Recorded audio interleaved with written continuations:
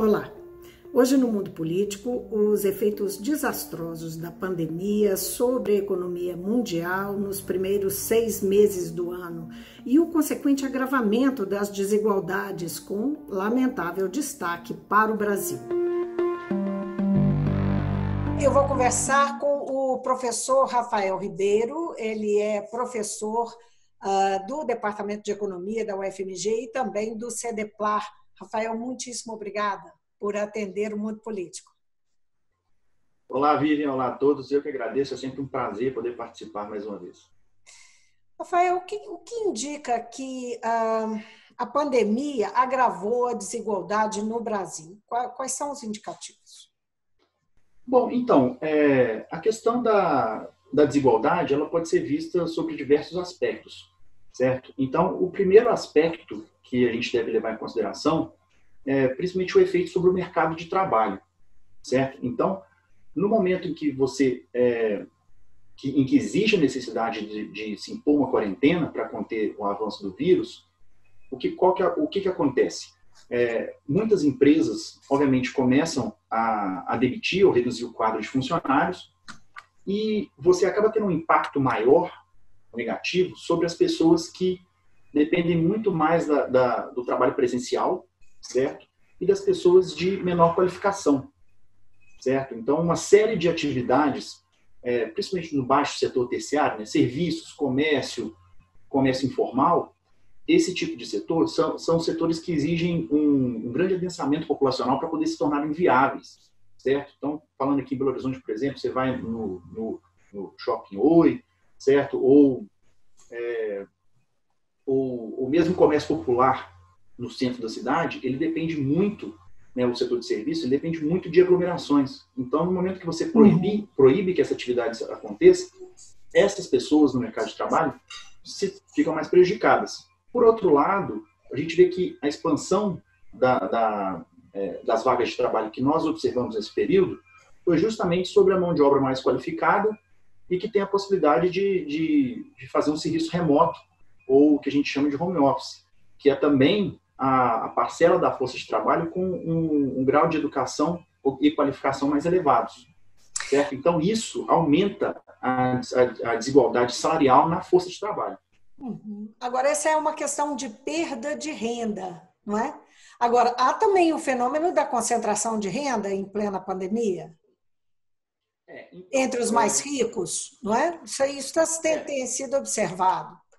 O que nós vemos é que, nesse momento, existe uma série de mudanças estruturais acontecendo, setoriais na economia, certo? Porque uma série de setores agora deixam de ser viáveis e outros se tornam mais viáveis e mais lucrativos, certo?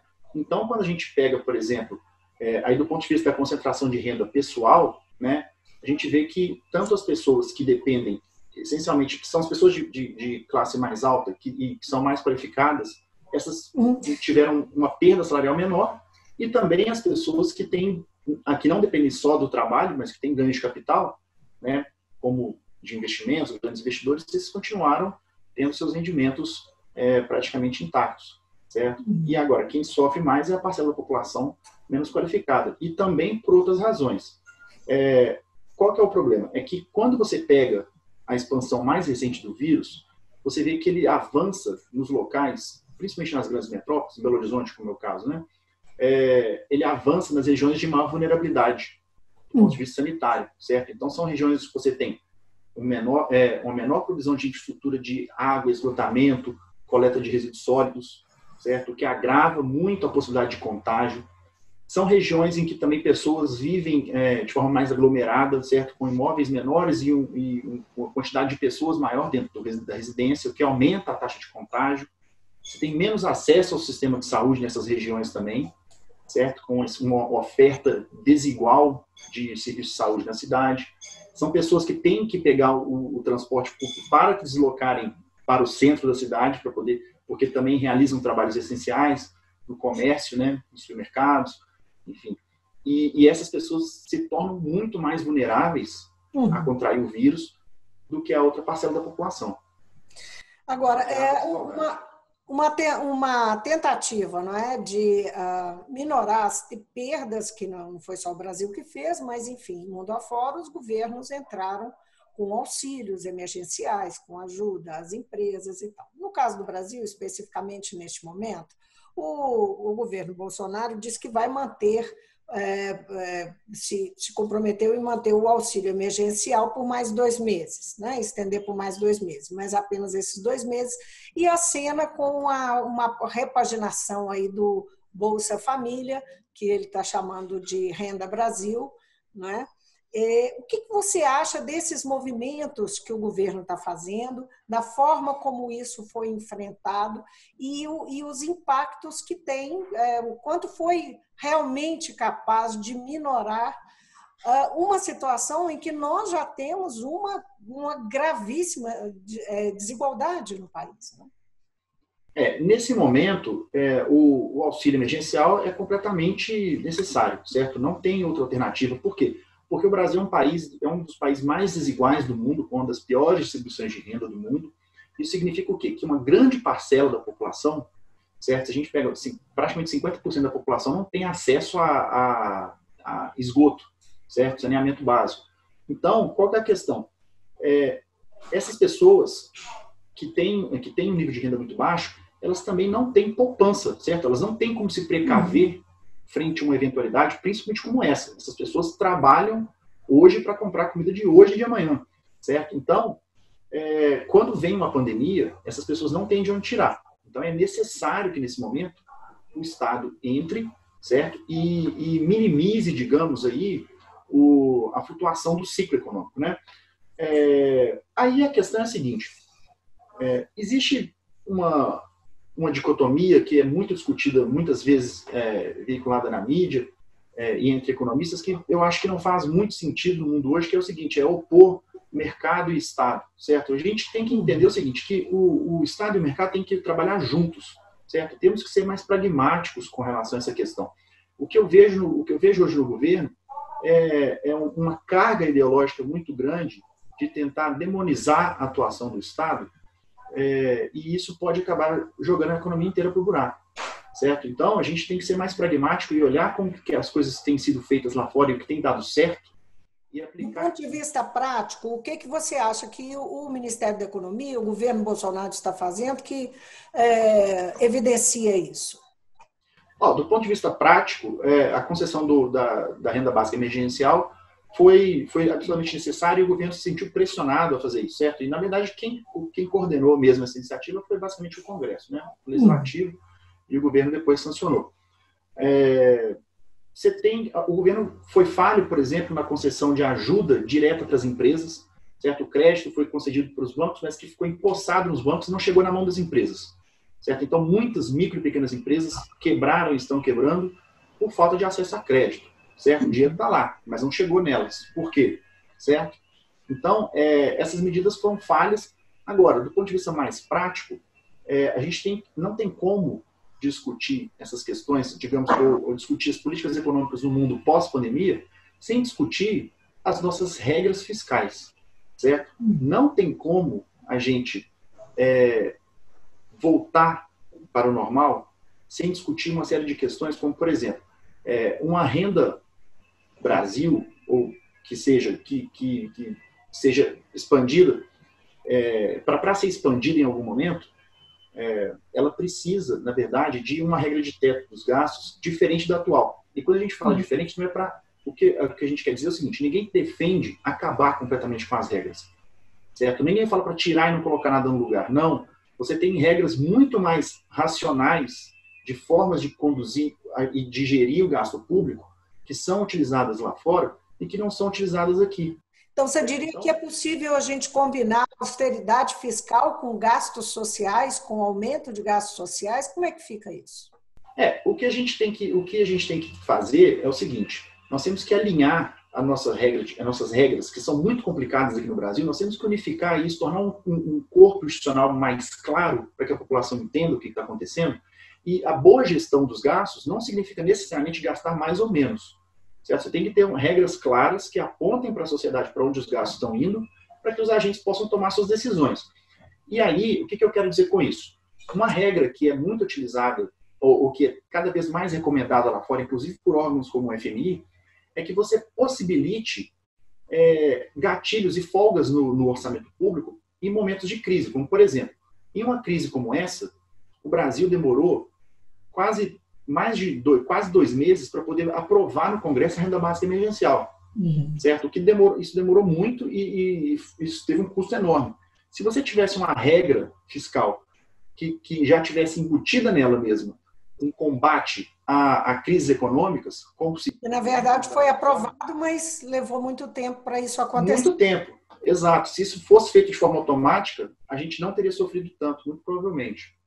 Agora, Rafael, sobre isso se discute a flexibilização do teto de gastos.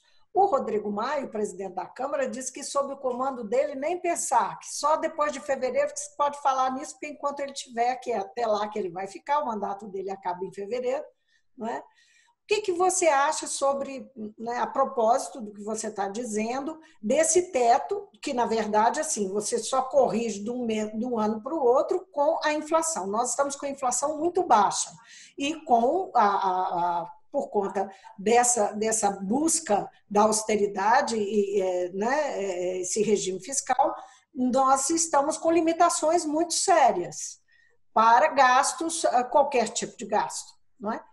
Como é que fica, nesse sentido, flexibilizar ou não o teto de gastos na sua visão? Quando a gente fala em flexibilizar o teto, é isso que tem que ficar claro. Não significa abandonar completamente a gestão da coisa pública, certo? Nós temos que ter regras claras. O teto, como ele é desenhado hoje, ele é muito mal desenhado, certo? Não existe país nenhum do mundo que aplique uma regra como a nossa. Ele, para as pessoas de casa entenderem, é como se a gente tivesse... como você disse, o gasto é fixo em termos nominais por 20 anos. É como se a gente tivesse um bolo que hoje, para dividir para 2, 3 pessoas, tudo bem, mas a população começa a crescer e você vai dividir sempre o mesmo bolo. É claro que vai chegar uma hora que vai faltar bolo, certo? É a mesma coisa, o orçamento público sobre o teto de gastos. Ele está se mostrando cada vez mais inviável, certo? Não é possível se manter esse teto de gastos por 20 anos da forma como está. Então é preciso que você faça aperfeiçoamentos na regra para alinhar a regra às boas práticas de política internacional, para que nós possamos ter uma boa gestão do gasto. Porque o que acontece hoje é isso. O gasto, o teto é inviável e o governo já começa a pensar formas de como burlar o teto, certo, internamente, o que gera, digamos aí, uma incerteza muito grande e má gestão do recurso público. Então, o teto, eu diria assim, para concluir meu raciocínio, do jeito que ele é hoje, ele é inviável, certo? E nós temos que flexibilizar o teto, certo? O que não significa abandonar, é flexibilizar para garantir uma melhor gestão da coisa pública. Mas aí o que seria isso? Flexibilizar no sentido de sobrar dinheiro para investimentos sociais?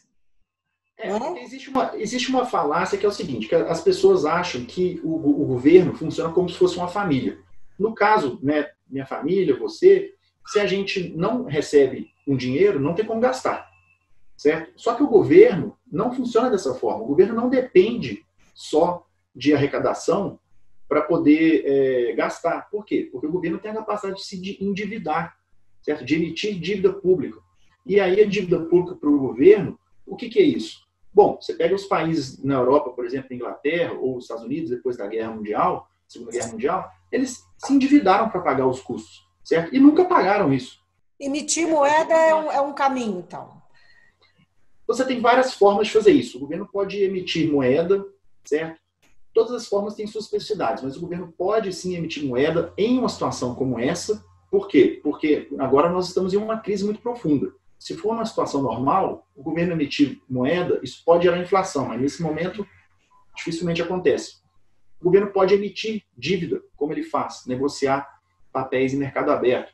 E isso é assim que o governo arrecada e gasta, certo? O governo não tem um período de vida como nós, que precisa pagar a dívida daqui a tanto tempo. O governo não morre, certo?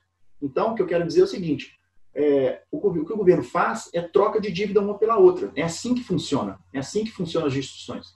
Mas sempre esse governo que tem uma forte proposta liberal, e normalmente os liberais que estão tocando a coisa pública aqui também, o que dizem a esse respeito é que para atrair investimentos você precisa reduzir, tem que dizer, olha, minha dívida pública não me compromete, não é? Tem aqueles países mais ricos têm dívidas públicas, podem ter dívidas públicas mais altas, não é isso? Mas nós, como não temos uma situação lá muito confortável, não poderíamos, então, aumentar, temos que reduzir nossa dívida pública.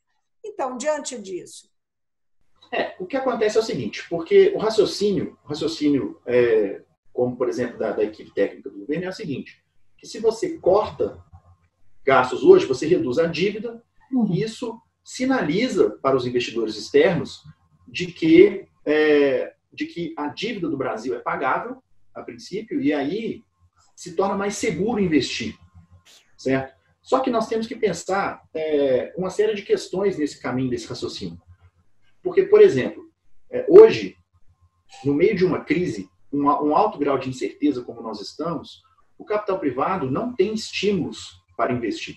Certo? Se você fosse empresário, tivesse um dinheiro para investir nesse momento, eu acho que a chance de perder o dinheiro é muito alta. Por quê? Porque a economia está muito incerta, a gente não sabe para onde as coisas vão. Certo? Então, falar que reformas estruturantes de longo prazo, que não estou dizendo que elas não sejam importantes, certo?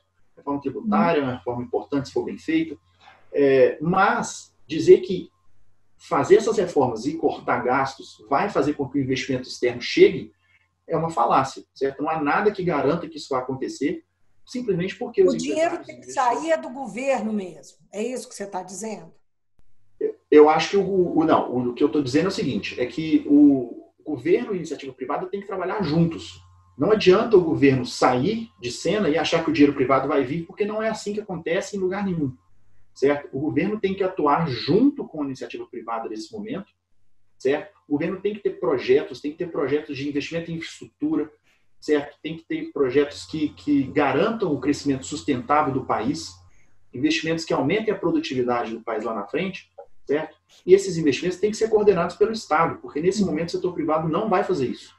Quer dizer, reforma administrativa, reduzir salários, cortar benefícios de servidores, enfim, essa que é acenado como a reforma tributária também, seriam, então, os acenos necessários para que o dinheiro chegue, e você está dizendo que não é suficiente. Não é suficiente. Mas são necessários. Eu acho o seguinte, eu acho que toda e qualquer... O Brasil é um país muito desigual. Toda e qualquer reforma que seja pensada, ela tem que ter como prioridade a redução da desigualdade de renda.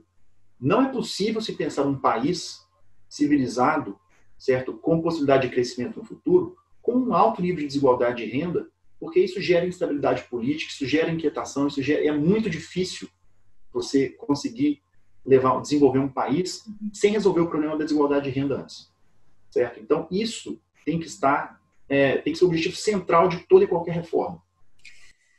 Agora, Rafael, falando então em reforma tributária, né, que está no Congresso, colocou-se muito no debate da reforma tributária a argumentação da busca pela redução da desigualdade, né? Eu queria que você comentasse sobre essas discussões que estão sendo travadas lá. Por exemplo, há uma defesa em relação à taxação das grandes fortunas, um novo imposto sobre transações, uma nova CPMF, né? E a proposta que o governo, que foi a primeira coisa palpável até agora que o governo ofereceu de fato, que foi a questão da unificação dos impostos, sob a alegação de que está respeitando o poder de decisão e, enfim, dos estados e municípios. Queria que você comentasse esses aspectos aí dessa discussão e, de fato, o que isso pode representar para o enfrentamento das desigualdades no país. Eu acho que assim, a reforma tributária ela é importante, certo? Eu acho que tem alguns pontos que o governo vai na direção correta, que é, por exemplo, fatiar a reforma, acho que seria muito difícil passar uma reforma completa nesse momento, não teria apoio político para isso. E também é correta a decisão de unificar os tributos federais, certo?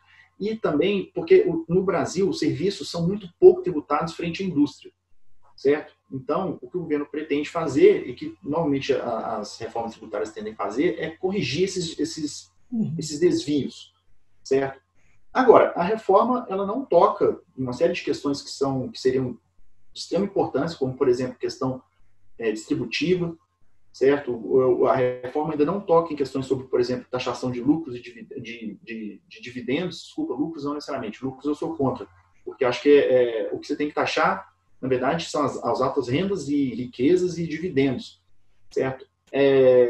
Agora, ou seja, então, se você não toca nesses problemas, você não está gerando uma redistribuição de renda, que é o que deveria ser o principal objetivo de qualquer reforma tributária, o de tornar o sistema produtivo mais eficiente e garantir também a equidade e melhor distribuição de renda. A mudança sobre o imposto de renda você acredita que tem alguma eficácia sobre isso? Se você criar se você criar alíquotas adicionais, certo, para as faixas mais altas, você pode ter algum efeito, mas só que, digamos assim, as classes altas, o 1%, não vive só de renda do trabalho, certo? Então não tem como você fazer isso sem tributar os dividendos, certo? O Brasil precisa seguir nessa direção. Agora, eu acho muito difícil o governo conseguir passar alguma reforma nessa linha no Congresso que nós temos hoje. Certo. Mas também não é muito a linha de pensamento do governo, né? Digamos que não tem nem a fome e a vontade de comer nesse caso. E só para completar, porque você perguntou também, a questão da chamada CPMF, né?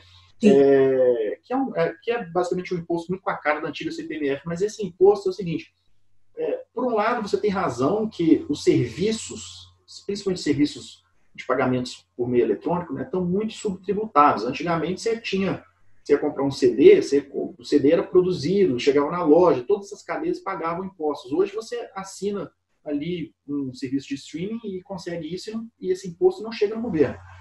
Agora, da forma como se quer fazer, é muito ruim. Porque se você tributar esses pagamentos, você vai gerar impostos em cascata, certo? Que vão onerar muito o setor produtivo, certo? Não tem um caráter progressivo, ou seja, de distribuição de renda, certo? E pode até, inclusive, agravar, se você danificar muito, principalmente o setor de serviços, que é um setor que emprega muito, certo? Então, essa reforma, é correto você taxar mais ou corrigir a distorção entre indústria e serviços, certo? Mas fazer isso, por exemplo, utilizando uma nova CPMF, não é nem de longe o caminho mais correto para se fazer isso. Agora, o agravamento da concentração de riqueza tende a se manter pós-pandemia? Porque isso foi verificado no mundo inteiro e no Brasil também, né? Olha, a concentração de renda, ela tende a gerar mais concentração de renda.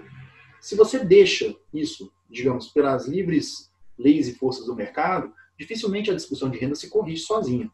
Você precisa de políticas públicas, você precisa repensar, principalmente, uma coisa que eu acho que é extremamente importante a gente falar, é que você precisa repensar o modelo de cidade que nós temos, certo? Essas cidades monocêntricas, muito adensamento populacional concentrado com o setor, os principais postos de trabalho, serviços no centro, certo? E baixa oferta de infraestrutura nas regiões urbanas, isso não é mais viável, certo? Você tem que repensar o modelo de cidade, você tem que levar serviços públicos de boa qualidade para as populações mais vulneráveis, como serviço de saneamento, transporte público, criar novos modais de transporte público, certo? Para tornar as cidades mais resilientes a eventuais choques adversos, como pandemias, por exemplo, certo?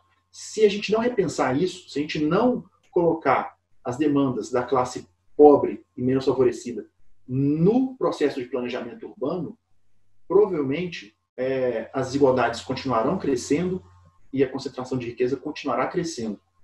As soluções, então, são estruturais. As soluções pensando no futuro. São estruturais, são pensando no futuro, exige um planejamento grande e exige que o governo coordene esse processo. porque o setor privado não vai coordenar esse processo. O governo tem que coordenar, certo? Porque uma vez o governo fazendo isso de forma clara, o setor governo federal também. Aí tem que ter uma estrutura de governança entre o governo federal, estadual e municipal. Todos têm que trabalhar juntos, cada um sabendo muito bem as suas atribuições. Tem que ter um diálogo, que é uma coisa também que a gente não vê no Brasil. Isso pois é, em plena pandemia nós não conseguimos isso, hein? Então, assim, para resolver problemas estruturais, imagine. Fica uma mensagem um pouco pessimista, de fato, porque isso mostra que a gente está muito longe de conseguir corrigir uma série de problemas e principalmente a desigualdade de renda e o fim da pobreza. Uhum. Agora, você falou que nós não temos notícia boa, não temos mesmo, não. Hoje foi noticiado que os países ricos já têm controle de mais de 1 bilhão, 1,3 bilhão de vacinas que estão sendo produzidas. Quer dizer, isso aí é a nova faceta, é mais um condimento da desigualdade, né, no mundo. Aí a desigualdade, inclusive, geopolítica, de força entre os países, certo? Assim, é óbvio que aqueles países, pega a Inglaterra, por exemplo, que fez um investimento maciço em vários laboratórios que têm potenciais vacinas sendo desenvolvidas, porque se alguma der certo, pelo menos, se todas derem certo, a Inglaterra vai ficar muito bem posicionada. Se nenhuma der certo, eles tomam prejuízo. Mas eles têm capital e capacidade para fazer isso, certo? E é óbvio que, quando você investe, você espera um retorno, certo? Ou seja, esses processos não têm sido exatamente coordenados, ou eles têm sido coordenados muito como, além de vários objetivos, mas o principal talvez tenha sido o lucro. E aí, se você tem como lucro o principal objetivo no processo de investimento na criação de vacina, é óbvio que você quer o retorno, em detrimento da massificação e da quebra de patentes, né, da vacina, que seria ideal para o mundo como um todo. E 2021? Sim, pode completar. É que eles têm que lembrar o seguinte, que a pandemia ela não pode ser resolvida por um país exclusivamente. Enquanto todos não resolverem, ninguém vai estar salvo. 2021, o ministro da Economia, Paulo Guedes, fez uma declaração na semana passada, falando que os efeitos da pandemia sobre a economia já devem estar superados em 2021, e é assim que está sendo tratado pelo governo. É otimismo? Como é que você enxerga, assim, com esse grau de problema, e, inclusive com o histórico que nós vimos? Nós entramos um ano numa situação difícil. Ele dizia que a economia do país estava decolando, mas depois, quando fechou o primeiro trimestre, nós vimos que isso não era verdade. Pelo contrário. Então, 2021. 2021 é o seguinte, ainda existe um grau de incerteza muito grande, certo? Países da Europa, algumas estimativas mais recentes mostram que demorarão para chegar até de 3 a 4 anos para poder retornar no nível pré-pandemia, certo? De renda do PIB.